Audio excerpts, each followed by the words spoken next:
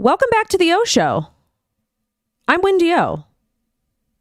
I don't know what's going on with the video. Let's see if it gets up. Hold on. What's going on? Hold on. Okay, we're streaming fine. What's happening? We up yet? Okay, let's refresh this. Sometimes that happens. Okay, it says that we're running.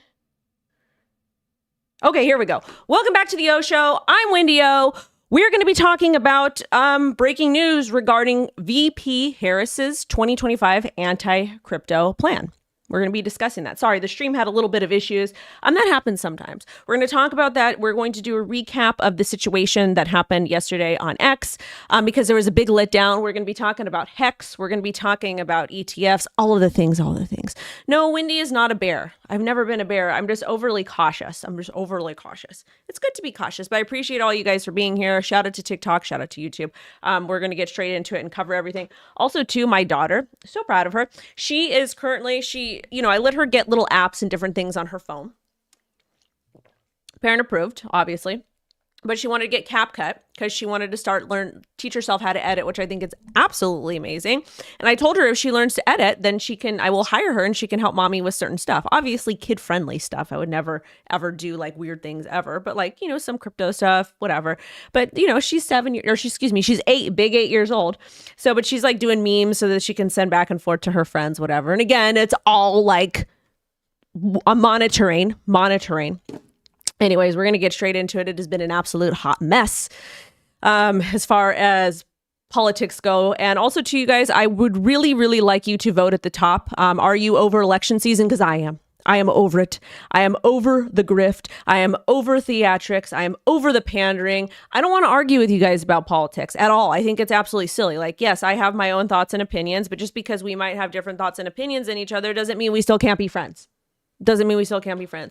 When I worked in healthcare, when I worked in infectious disease, HIV/AIDS, over in West Hollywood, I had a different political opinion than most of my clients. But that didn't stop me from becoming friends with them, for them becoming friends with me, for us having great conversations, for us talking about all different aspects of life. Just because you don't agree on certain things doesn't mean you can't agree on other things. That's part of a friendship. That's how it works. So with that being said, I'm voting pro crypto. It's something that's going to benefit me and my family the best. It's going to benefit my community. I can do more good at the gym. You guys know that's one of my passions, is to be able to help the lab out. If you guys want to donate, you know where that is. And also to House of Ruth. Those are the two organizations that we've been adamantly speaking about. But anyways, let's get straight into the news because I know you guys are tired of hearing it from me.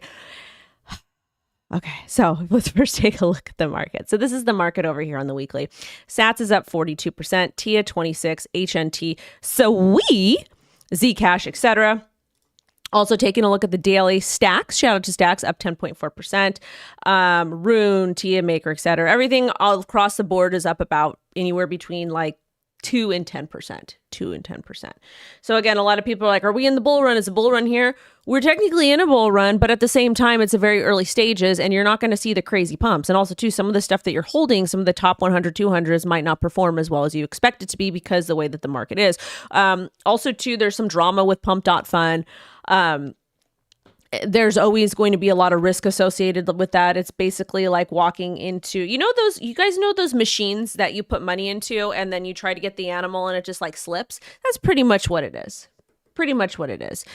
So when you're trading meme coins, most people get wrecked. You maybe might get 1 out of 100 or 1 out of 10 or whatever it is. And it's a lot of work. I support the people that are doing it. Good for you guys. I hope you guys are making money. Well, I support your right to do so, but just be really cautious with all these things. Okay.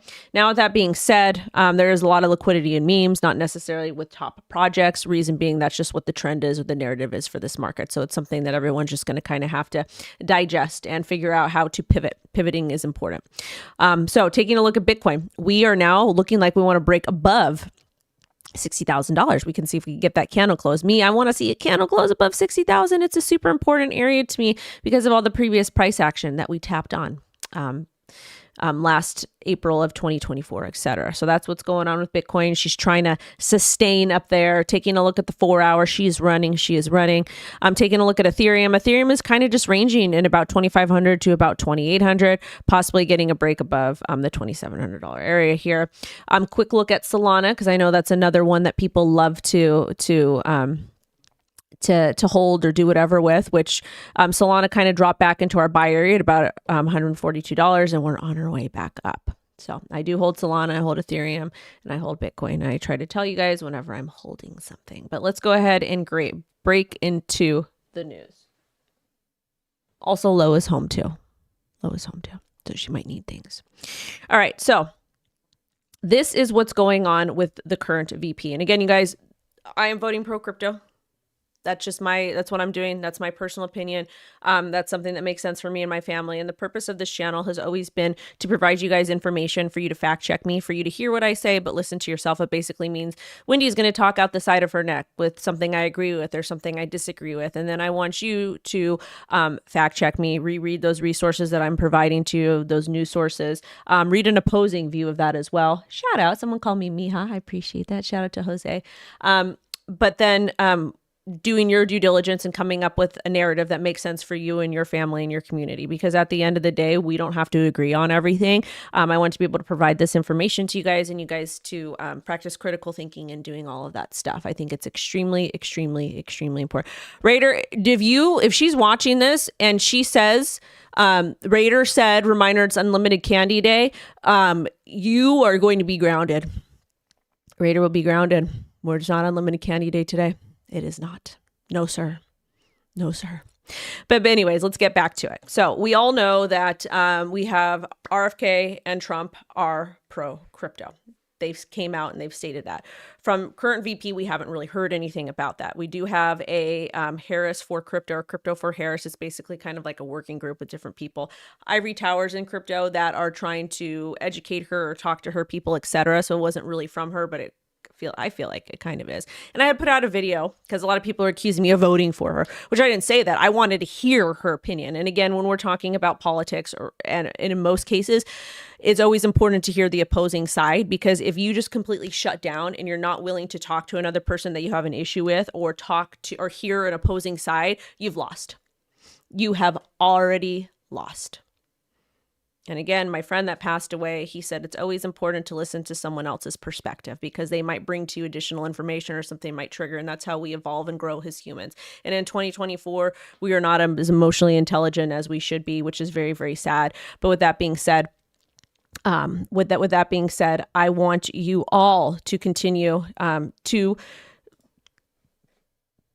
hear opposing sides. Is very, very, very, very, very, very important.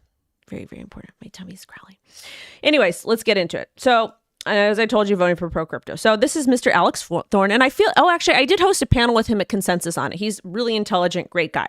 So new evidence that Harris will continue crypto crackdown. Her advisor choices suggest she will keep Mr. B's hostile attitude toward crypto. She is working with Brian Deese and Mr. BR. I can't pronounce that, and I don't want to butcher the name. Two key anti-crypto officials from the Biden administration.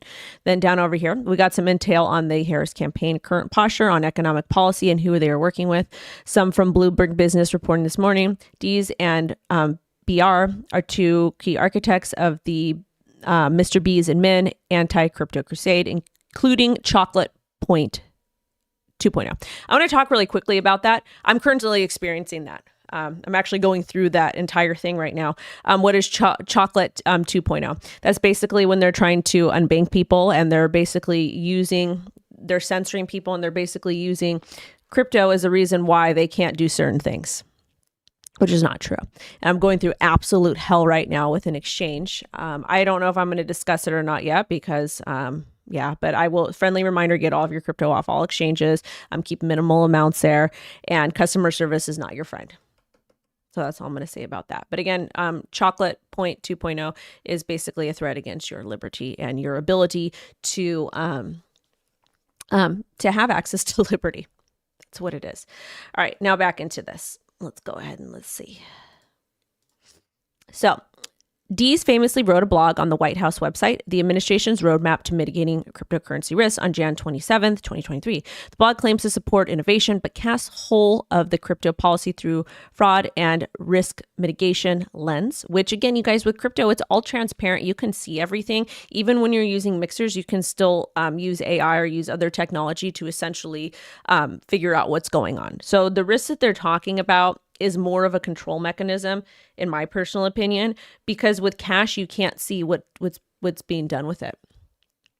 With crypto, you can. Like, you have to pay your crypto taxes. You have to do things correctly. You have to disclose. You have to do all of these things because everything is trackable. So their whole argument against why they want to protect retail doesn't always pan out. Like, yes, we do need some sort of regulations. Yes, we do need guidelines for companies so that they can do things properly. But at the same time, you do need to keep retail in mind and do what's best for them. And dictating what retail can and can't do in a manner that impacts them in a negative way is not okay. It's not okay, because this is the assumption. The assumption is that retail, us, that we are too stupid and we're not smart enough to make choices for ourselves. And I don't know about you guys, but I think all of you are very well versed. You're all intelligent. You're all very good making choices for you and your family. So that's my my little argument about that, because I think it's absolutely absurd. And again, when we are talking about crypto, if anything, when I think about crypto, I actually think about feel like it's liberty for all. And the reason why I feel so strongly about that is, in certain industries, there's some types of social issues that happen. Again, social issues will never go away. It's just part of human nature, which is unfortunate. But at the same time, those types of things still occur. And when you're dealing with crypto, in most cases, you have the opportunity to remove the middleman, to transact freely. When you're doing P2P, self-custody, not on crypto exchanges, those are predatory third parties just like banks. But you're actually able to participate in an economy, and you have endless information, or endless access to information and to money. It's just really kind of depending on how hard you decide to work and the choices you make, which is absolutely amazing. And I don't think we have that type of freedom or liberty in any industry. Yes, you're going to find bad people in crypto. Yes, there's going to be bad actors, but at the end of the day, you are able to obtain that information, to look at the situation and say, you know what, I'm going to make this choice instead, and then transform your lives and communities, etc., by self-education. And I feel like there are no gaps or no issues with that. I feel like it's 100% doable. I've seen people from all different walks of life do very, very well in crypto and do the right thing, or do it following the law and doing the right thing. So I wanted to point that out as well. I think you guys are all intelligent enough to do so. Thank you so much to Detroit. Told you she is anti. Yes, I know. I was pretty aware of that. But at the same time, Detroit, I appreciate the super chat. But at the same time, just because somebody is anti something, or just because they have an opposing view of me, from me, or my community, etc., I still want to hear their side. I don't have to vote for her. I don't have to agree with her, but I still feel like it's important to have the conversation, or to hear what news comes out, or to hear what is said. I really, really think so. And the reason why is because if you discount that, then you're making yourself more dumb. Like, why wouldn't you want it? Like, 2024 is so cool. Like, we have access to all this information, the palm of our hands. Why wouldn't we want to at least hear? And then we can hear and we can say, okay, well, you know what? I don't agree with that. I don't like this, this, and this, and this, but I did like this idea. And then you go home, you talk about it with your family or with your friends or whatever it is. And then you hear their opinion, then you come up with something that makes sense for you and yourself. So I think it's important to hear both sides of the spectrum, and a lot of people to understand that. And also, too, a lot of the insults that we've seen go on are utterly ridiculous. I don't think anyone should be using social issues to insult somebody is ridiculous, in my personal opinion. And it just makes you sound, scared. It makes you sound weak. And it's just not very, I don't think it's conducive to anything. Because I could come up with reasons why I don't agree with her without bringing into the social issues. That's my personal opinion. And also, too, when you do that, it makes other people kind of weary jumping ship. Well, not jumping ship, but maybe agreeing with your point of view because they're scared. That's just my personal opinion. But I'm just an entertainer. I'm just a shock jock. I'm just a white trash lady over here. So don't listen to me. Anyways, let's keep it going. All right. So Harris Advisors Brian Dees' anti-crypto White House blog was published on January 27th, 2023, the very same day. The Fed rejected Custodia Bank's membership, master account application, and the Fed extended in January 2023, bank restrictions on crypto activities to all members, including state chartered entities. And that's part of Chocolate Point 2.0. Okay.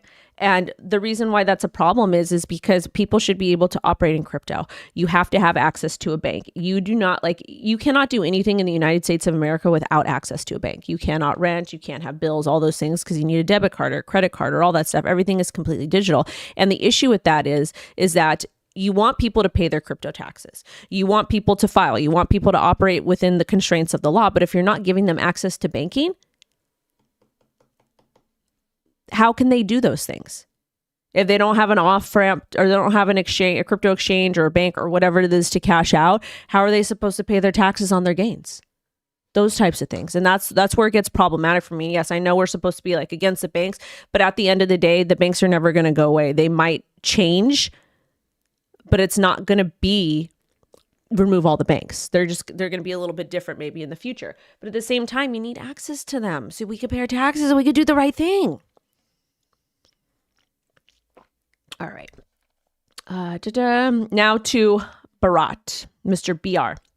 He worked under Dees at the National Economic Council. The two probably met at Yale Law, where they overlapped in the 2000s, and has extensive experience working for Senator Warren. Key name here, Miss Warren. The Senate's biggest crypto antagonist. He worked in her Senate office and led economic policy for her presidential campaign. Okay. Now let's talk about that. Warren has always been anti-crypto. Also, too, John Deaton is running against her. So if you can vote for John, I consider you looking into his campaign. If you can donate to John, I think that it's a good idea for you to consider looking into his campaign. If you want to volunteer or repost or do any of that stuff, look into his campaign. If I can vote for him, I would. I've hosted a little benefit for him. And I've had him on the channel. Also, if you don't know who Mr. Deaton is, he was the attorney that wrote the amicus brief on behalf of Ripple for XRP holders. I think it was 50,000 globally. 50,000 globally. So I do like to support pro-crypto candidates. I like John a lot. I think he's a wonderful human being. And I think he's somebody that's definitely worth looking into. That's just my personal opinion, though. But you guys need to go do your due diligence on that, because I don't tell you to do anything. But when we're talking about Warren, she has always been against crypto. And it's been very interesting to me that she's been so against crypto, because when you think about it, she says that she's for the underdogs, for retail, for the little guys. And in fact, that she's not. Because if you're really for the underdogs, that you would look towards crypto as a way to improve the quality of life for a lot of different people. There's people that come to America and they want to send money back home to their families. They should be able to do so 24/7, 365 and have access to their money and not have to pay crazy fees and not have to do things through a bank. We also want to be able to allow people to own their own money and not have to go through all these predatory practices. She's very concerned about social issues, and a lot of social issues still do occur today. So if you're so concerned about social issues and how it impacts certain people or communities, why wouldn't you want to embrace crypto or primarily Bitcoin at bare minimum? Because that allows people to own their own money without having to go through these predatory third parties. That's just my opinion on that. Okay. All right. Let's keep it going. Make sure to like and share this. Fortune describes BR, the White House top crypto critic. Leo reported that when it was BR who intervened to block the stablecoin compromise between McHenry and Maxine Waters in July 2023. By the way, BR later left the White House and was replaced on the NEC by John Dunberg, yet another former Warren aide, based on Harris advisor choices. I wouldn't be surprised to hear shortly that he too will advise Harris Walz's campaign. Sad. That's a funny reference. And then there's a lot more that's going on here. So I'm going to give you guys a quick recap of the notes that I have, because it's a little bit more concise. Shout out to Mixing. So now basically what everybody is saying, this whole entire thread, is that she's very likely to continue her hostile stance toward crypto. And this is based on the choice of advisors that she has. Why is this important? Well, because they've been anti-crypto in the past. Election season is so close to being here. Do you think these people are going to change their minds overnight? You think so? Honestly, I want to know in the chat. Comment, let me know in the chat. Do you think that they are going to change their their minds overnight? And this is the thing. Actions speak louder than words. And when we're talking about actions and words and all of these things, we talk a lot about BlackRock on this channel. And one of the things that I do like to say about BlackRock is that you want to follow what they're doing. We want to follow what they're doing. because they've got lots of money. Why wouldn't you want to follow what they're doing? Now, with that being said, the track record that Warren has against crypto has been atrocious. Harris hasn't really done anything or said anything about it. She had the opportunity to go speak at Bitcoin 2024. She declined that. I think it was very important for her to do so. She could have done 10, 20-minute speech, or people could have written it for her and be like, hey, guys, we're not against it. We're here to learn more about it. Cool. Something like really like that, pander a little bit, but she's not even pandering. She's not even, her and her team, because these people have teams, they're not even hiding it at all. So at this point, based on the current choices for advisors and people that she does have in her circle, it's a very anti-crypto stance. And then the choice becomes yours as to what you want to do with your livelihood. Because again, I'm a firm believer, if you have access to more money, you have access to better products and services in your local neighborhood, and therefore you have a better quality of life. Therefore you can shop local, et cetera. And that also goes with all the stuff that's happening with the schools, like the Department of Education and stuff. I personally would absolutely love, I live in Southern California. My daughter goes to a private school that offers like Christianity. I personally would love to be able to get a check and apply that to her tuition. And a lot of people, and I was arguing with people yesterday about it on X, primarily because before I lived in the neighborhood that I did live in, I lived in the hood. He did. And all my neighbors, my next door neighbor, they were a hot mess, man. They were an absolute hot mess. But you know what? Their son, who was a couple years older than my daughter, they drove their son 20, 30 minutes every morning to a different school district. They would not, about two or three cities over, because they didn't want their son going to the schools in our neighborhood because they were so bad. They were ranked 3 out of 10. And there was a school in walking distance near us. And how easy is that? Just have your kid walk to school, or take the bike to school, or walk your kid to school, or drop your kid off and then go to work. They didn't do that. And the reason why is because the schools are bad. And my whole thought process is, if people are given money so they can send their kids to whatever school they want to send to, it's going to force the schools to say, you know what, we need to have better admins here. We need to have better teachers. We need to offer this, that, and whatever, because it's good, because their paychecks are going to be based off of enrollment. I don't know. That's my personal opinion. I'm very much, I like capitalism, but I don't like corporate capitalism. I like lower level capitalism. Capitalism does very well in local communities, et cetera. That's just my personal opinion. But again, I'm just a shock jock. I'm just an idiot on the internet. So I don't know. There's a lot of drama going on with that. But as of right now, she's not pro crypto. Her advisors are not pro crypto any way, shape, or form. And again, these two guys, Dees and Ramarty, that are current Harris advisors, or actually Dees was a former Biden advisor, but again, he was the key part of the administration crackdown on crypto. Former head of sustainable investing at BlackRock. Wrote a blog called Administration's Roadmap to Mitigating Crypto Risk. The blog coincided with Fed's actions against crypto firms. He was economic policy director for Miss H, and then also too, as far as Mr. R goes. Current Harris advisor helped block stablecoin compromise in Congress. White House top crypto critic, worked at congressional oversight body for CV. Group oversaw the Treasury and Fed's management of stimulus loan program during the panorama, which, as you guys know, was an absolute hot mess. A lot of fraud that happened. Was a senior counsel backing for economic policy in the Senate office of Warren from 2013 to 2019. And remember, Gary Gensler had ties with her. So keep that in mind, please. Please keep that in mind. So I'm just bringing you this information. To me, it seems that she's anti-crypto. Do you think she's anti-crypto? I don't think she knows what's going on personally. I think that her team is so busy trying to get things situated that it's getting a little bit hectic. Also, too, this is Mr. Nick Carter, and he says over here the guy was named architect of Chocolate Point 2.0, and it's got a little diorama here of what's going on. So it's got the executive branch, Mr. Gary. Here, I'll move myself so you guys can see what's going on. Here we go. That's what the flow chart is looking like. Now, response from Caitlin Long, wonderful, wonderful human being. She's been on the channel in the past. Wow. The DC told me about BR involvement with the coordinated announcement of custodia denial between the Fed and White House during FOMC blackout period. That stated Operation Chocolate Point in January 2023. If this threat is true, we have our answer on Harris Crypto. Oh, that's from Miss Caitlin Long. You should definitely do more research in her. But let's go ahead and shift gears a little bit and let's talk about inflation. Because everything's wonderful, right? Everything is wonderful. Let's talk about it. Let's get into this. Good morning, Decatur. Let's get into this because things are looking wonderful. And I got some details about the space that happened between Mr. T and Musk last night. Woo, I got a little cowboy hat. So this is from the Kobesi letter. I always mispronounce things.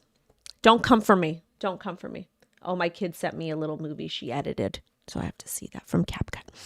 So breaking, July PPI inflation falls to 2.2 below expectations of 2.3. Core PPI inflation falls to 2.4 below expectations of 2.7. In another constructive sign, PPI inflation is now at its lowest level since March 2024. A September rate cut is on its way. So what the heck is a PPI? I don't know. I couldn't tell you. It is a producer price index. Core PPI, excluding food, energy, was flat. Year over year, the headline PPI increased by 2.2%, down from 2.7%. The latest data may lead to Fed considering lowering rates. So one of the things I want to discuss really quick about this, really quickly, they removed from the core PPI, they're removing food and energy.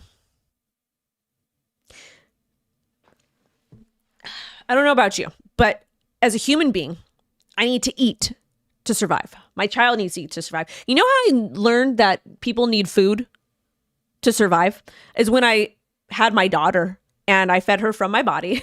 And, you know, if you don't feed your baby, they're not going to be healthy. They don't do well, you know? And I also know, like, for all you fitness people, if you don't eat the correct amount of protein or low carb or whatever that might be, you're not going to get the results you want. So food is like super important to human survival. And then energy. I drive a car that's gas. I take my daughter to and from school, you know, to all the different extracurricular activities. Also, I know a lot of you guys have jobs. You guys got to drive places. So if you're excluding two of the most important things, food and energy, how is that good? Because all I know is that inflation could fall, but cost of goods and services will remain the same and can continue to go up. That's all. So that's why I get so frustrated about these numbers and the areas that they use to calculate this, because it's not real. The math is real behind it, but the values that they're using are a bunch of BS. So that's what's going on with inflation. Obviously Bitcoin is doing well based off of this. But it's just wild. Yeah. Gamer says such a fake number because they don't include food and energy. And that's important. Like food and energy is like the biggest thing. I know. And you guys are using your energy right now because you're watching me. And some of you are eating food because I'm entertaining. So maybe some Cheetos. I don't know. Now let's talk about the spot Ethereum ETF, because we got to cover this. So the spot Ethereum ETF had 4.9 million in inflows on Monday. The Grayscale Ethereum Trust recorded zero flows for the first time since converting to an ETF after 14 days of outflows. Ethereum price has been up since this was revealed. This is also incredibly bullish here. Crypto ETFs will expand to new asset types, indexes, Grayscale Executive. This is something I really want all of you to pay attention to. This is absolutely crucial. Absolutely crucial. Okay. I don't like that they say top securities by weight. That's not good to say. But again, when Grayscale says something, you should probably pay attention. Crypto ETFs market expected to grow to include new types of crypto assets and diversified crypto indexes. Grayscale is one of the largest issuers of crypto ETFs, over 20 crypto investment products, 25 billion assets under management. Also, too, Grayscale does expand their crypto portfolio with new MakerDAO Trust.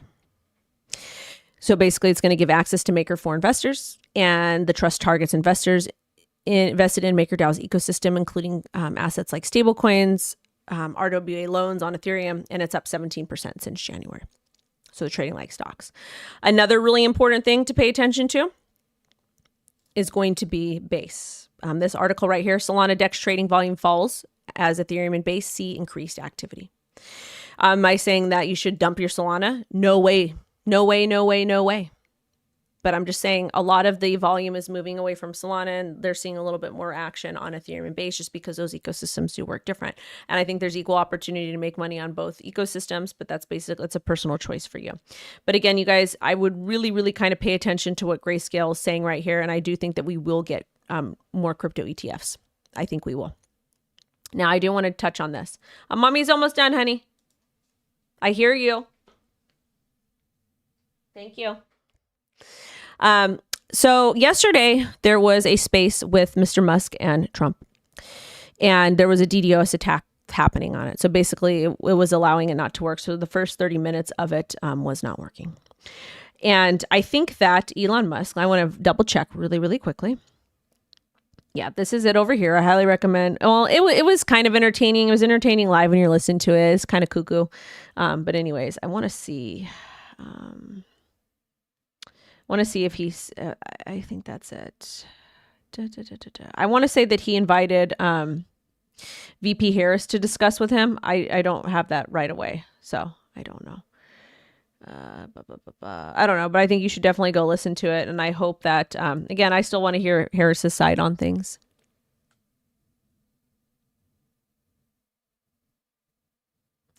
Anyways, with that being said, it's crazy that there was a DDoS attack when that was happening. Wild, right? It's just very unfortunate that we're not able to get our news. And there was some funny moments that were said. I think my most favorite thing that was said was this right here. A stupid threat coming from a stupid face. That was my probably my favorite thing that was said. So with that being said, let's go ahead. There's a couple other things really quickly. This is between Coinbase and the SEC, which is greatly, greatly important. Let's see. Coinbase criticized the SEC's proposed rule to regulate DEXs under securities laws. Coinbase argues that DEXs cannot comply with traditional exchange regulations, and they're 100% correct. They believe the SEC is attempting to regulate or possibly ban DEXs without clear basis. They also claim the SEC failed to conduct proper cost-benefit analysis due to unclear definition of what crypto assets are securities.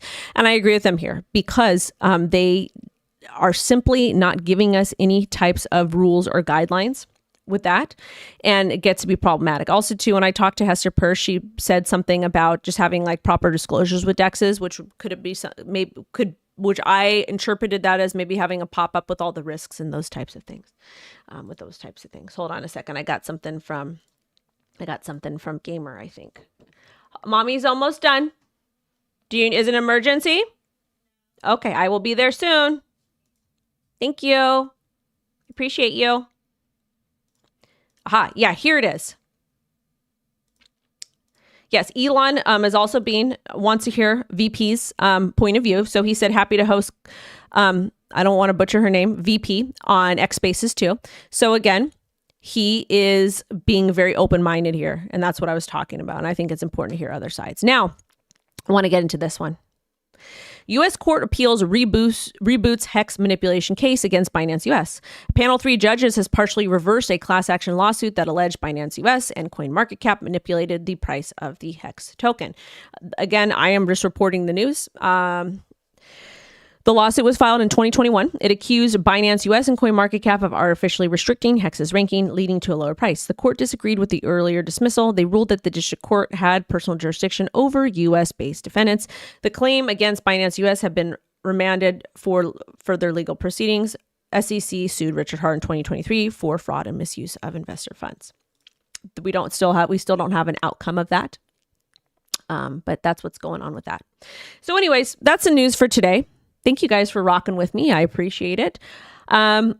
Based off of the information that came regarding her advisors, that makes me really believe that she is incredibly anti-crypto. I don't think that will change. I hope it will, but I don't think we have enough time to really see a true stance. And again, when I made the video and I was talking about things that I would need to see from her side to really make me feel like she was pro-crypto would be the removal of Gary Gensler, because just like in the Coinbase article or the Coinbase tweet, which let me pull that up for you, is a very, very important part right here. A very, very important part. One of the key things in this tweet that I really liked a lot, that I resonated with the most, is they also claim the SEC failed to conduct a proper cost-benefit analysis due to its unclear definition of which crypto assets are securities.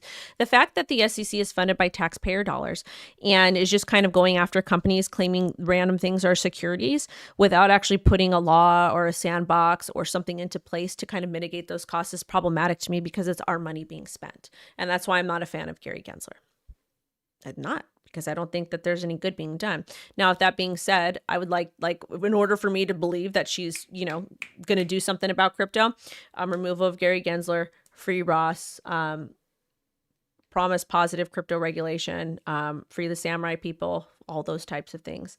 And more importantly, get us, institute Hester Peirce's Sandbox Act, or the Safety Harbor Act 2.0, which allows cryptocurrency companies to operate within specific rules and guidance, and with a group of people that working alongside the public servants that can tell them what they can and can't do.